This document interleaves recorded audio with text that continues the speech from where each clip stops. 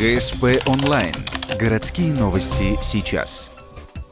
Фигурант Сосногорского уголовного дела – первый замруководителя районной администрации Александр Мартын. Как показала прокурорская проверка, чиновник подписал акт приема выполненных работ только после того, как предприниматель преподнес подарок – амортизаторы для болотохода управления ГОЧС. Идея принадлежала Мартыну и обошлась компании почти в 25 тысяч рублей. По данному факту был осмотрен рабочий кабинет подозреваемого. Как сообщили очевидцы, вечером того же дня в администрации начали избавляться от документов. Да, действительно, в ходе следствия было установлено, что через непродолжительный период времени после проведения следственных действий в здании администрации работники одного из отделов администрации стали уничтожать документацию, находящуюся в кабинете, а в дальнейшем на личном автотранспорте ее вывезли.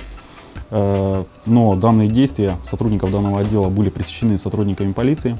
В дальнейшем данная документация была изъята.